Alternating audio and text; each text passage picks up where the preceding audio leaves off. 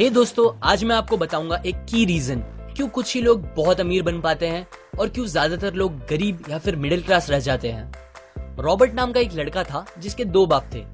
अब आप कुछ गलत मत समझिए, पहला उसका खुद का था पर दूसरा उसके दोस्त का बाप था जिसे वो अपना मुंह बोला बाप मानता था। पहले वाले ने पीएचडी की थी पर दूसरे ने कभी 8th भी पास नहीं की थी।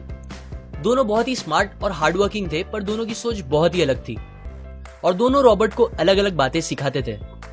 पहला बाप बोलता था कि पैसा सारे फसाद की जड़ है, पर दूसरा बोलता था कि पैसा ना होना सारे फसाद की जड़ है। पहला रॉबर्ट को हमेशा महंगी चीजों के बारे में सोचने से मना करता था और कहता था कि वो हमारी हैसियत के बाहर है। दूसरा उसे कहता था कि वो सोचे और अलग अलग रास्ते ढूंढे जिससे वो सारी महंगी चीजें खरीद सके। ये करने से उसका दिमाग तेज होगा और नए आइडियाज भी मिलेंगे। पहला उसे कहता खूब मेहनत कर, अच्छे से पढ़ लिख ताकि तुझे बड़ी कंपनी में नौकरी लगे और तू बड़ा इंसान बन पाए। दूसरा कहता था तू खूब पढ़ मेहनत कर पर खुद की कंपनी खोल ताकि तू खूब सारी नौकरियां लोगों को दे पाए। रॉबर्ट के पास एक एडवांटेज था, उसने अपने दोनों बापों को अपनी अलग अलग सोच के साथ बढ़ते और उनकी तरक्की देखी। उसने अपना दिमाग लगाया और अपने दूसरे बाप की बातें मानी और फॉलो की, जो कि बाद में मायामी फ्लोरिडा का सबसे अमीर इंसान बना और उसकी सिखाई बातों से उसने खुद करोड़ों कमाए, जबकि उसका पहला बाप जिंदगी भर गरीब रह गया। सबसे इंपॉर्टेंट बातों में से एक बात जो रॉबर्ट ने अपने अमीर बाप से सीखी वो थी फाइनेंशियल लिटरेसी, जिसका मतलब है एसेट्स और लायबिलिटीज के बीच का डिफरेंस जानना। अब आप गौर से सुनिए, ये नॉर्मल कॉमर्स में सिखाए गए मीनिंग से थोड़ा अलग है। रॉबर्ट ने काफी इजी शब्दों में उसका मीनिंग बताया है, जो कि कुछ ऐसा है। एसेट्स कोई भी वो चीज होती है जो आपको पैसे बना के दे या फिर आपके जेब में पैसे डाले, और लायबिलिटीज वो चीजें होती है जो आपके जेब से पैसे ले ले या आपके पैसे खत्म करे। अमीर लोग इसीलिए अमीर होते हैं बिकॉज वो अपने एसेट्स बनाते हैं, जबकि मिडिल क्लास लोग बस लायबिलिटीज पे खर्च करते हैं। मिसाल के तौर पर रमेश और सुरेश नाम के दो दोस्त थे। दोनों सेम पोजीशन और सेम सैलरी पे काम करते थे।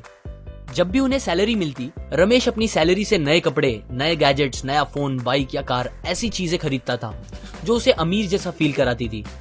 पर वो ये नहीं समझता था कि ये सारी चीजें लायबिलिटीज है जो उसके पैसे उससे ले रही है, ना कि बस जब वो उन्हें खरीदता है तब, बल्कि आगे भी मेंटेनेंस वगैरह के लिए, जिसकी वैल्यू वक्त के साथ कम हो जाएगी और ना ही वो उससे आगे कुछ पैसों का प्रॉफिट देगी। बट सुरेश ऐसा नहीं था। वो ये सारी चीजें नहीं खरीदता था जब तक कि उसके लिए बहुत जरूरी ना हो वो चीज खरीदना। वो पैसे जमा करता था और एसेट्स पे खर्च करता था, जैसे कि स्टॉक्स, बॉन्ड्स, रियल एस्टेट, अपनी खुद की स्किल्स बढ़ाने के लिए या कुछ सीखने के लिए जो उसे आगे और पैसे बना के दे। 2 साल बाद सुरेश करोड़पति बन गया, जबकि रमेश वैसे का वैसा अपनी कम सैलरी को कोसता रह गया और कहता था कम सैलरी उसके मिडिल क्लास होने का रीजन है। एक गरीब इंसान का कैश फ्लो कुछ इस तरह होता है। उसे पैसे मिलते हैं और फिर वो पैसे उसकी जरूरी खर्चों में खत्म हो जाते हैं। एक मिडिल क्लास का कैश फ्लो थोड़ा सा अलग होता है। उसे पैसे मिलते हैं, वो पैसे जरूरी खर्चों और लायबिलिटीज में खत्म कर देता है। इसीलिए मिडिल क्लास और गरीब में ज्यादा फर्क नहीं है। मोस्टली मिडिल क्लास लोगों को लगता है उनका घर उनका एसेट है, पर ऐसा नहीं है। आपका घर आपको पैसे बना के नहीं देता अनलेस आप उसको भाड़े पे दो, जबकि अमीर लोगों का कैश फ्लो ऐसा होता है। उन्हें पैसे मिलते हैं, वो उस पैसों से अपने एसेट्स बनाते हैं पहले और फिर उससे बने पैसों से खर्चा करते हैं। इसीलिए वो अमीर होते जाते हैं क्योंकि उनके इनकम के सोर्स बढ़ते जाते हैं। अगर आपको अमीर बनना है तो ये बात याद रखिए अच्छे से। इस बात से फर्क नहीं पड़ता कि आप कितना कमा रहे हैं, बल्कि आप उन पैसों को कैसे और कहां खर्च कर रहे हैं, ये इंपॉर्टेंट है। आपको कंज्यूमर की सोच से बाहर आकर इन्वेस्टर की सोच अपनानी पड़ेगी। लोग कंप्लेन करते हैं उनकी खराब कंडीशन का रीजन उनकी कम सैलरी है और सैलरी बढ़ेगी तो वो आराम से रहेंगे। पर प्रॉब्लम ये है कि इनकम बढ़ने के बाद लोगों के खर्चे ज्यादा बढ़ जाते हैं, क्योंकि ज्यादा पैसे ज्यादा अच्छी चीजें खरीदने पे मजबूर करता है, जैसे कि एक बेहतर फोन, कार, घर, जो कि सब फिर से बस लायबिलिटीज है जो आपको कभी अमीर बनने नहीं देगी। ये बातें मैंने रॉबर्ट कियोसाकी की book rich dad poor dad से पढ़ी है, जो वो पहली बुक थी जिसने मेरी सोच चेंज की और बेहतर बनाई।